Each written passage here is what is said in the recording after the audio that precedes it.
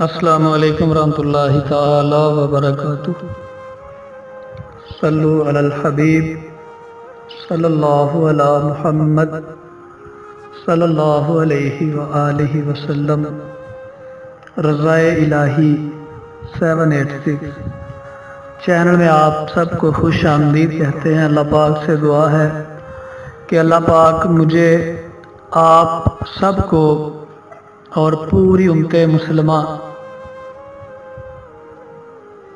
پر اپنا خاص کرم فرمائے، اپنی بے پناہ رحمتیں عطا فرمائے۔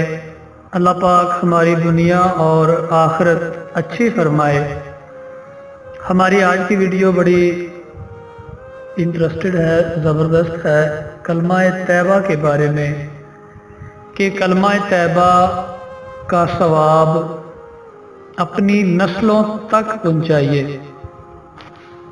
اب آپ سوچ رہے ہیں کہ یہ کیسے ممکن ہو سکتا ہے، تو اس میں علماء کرام لکھتے ہیں کہ جب بھی کلمہ طیبہ پڑھیں تو نیت کریں کہ اللہ پاک اس کا نور مجھے بھی عطا کرے، اور میں نیت کرتا ہوں آخری وقت میں بھی مجھے اس کا نور، برکت اور ثمرات عطا فرما۔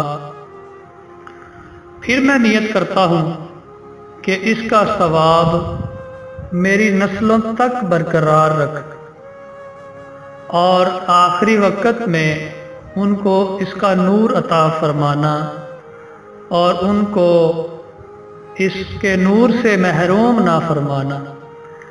ایک مرتبہ کلمہ طیبہ یعنی لا الہ الا اللہ محمد الرسول اللہ ایک بار پڑھنے سے 4000 نور ملتے ہیں، اور اگر ایک بار کلمہ طیبہ پڑھ کر مرحوم کو بخشا جائے تو 4000 نور اس کی قبر میں داخل ہوتے ہیں۔ ماشاءاللہ، سبحان اللہ، کتنی زیادہ فضیلت ہے۔ یاد رکھیں، ثواب دینا اللہ پاک کا کام ہے، اور اللہ پاک اپنی شان کے مطابق عطا فرماتا ہے۔ اور جو لوگ ثواب کے بارے میں باتیں کرتے ہیں کہ اتنا ثواب کیسے ممکن ہو سکتا ہے، تو ان سے گزارش ہے کہ ثواب دینا اللہ پاک کا کام ہے، ثواب کسی بندے نے نہیں دینا۔ یاد رکھیں، ثواب اللہ تعالی، اللہ سبحانہ و تعالی اپنی شان کے مطابق عطا فرماتا ہے۔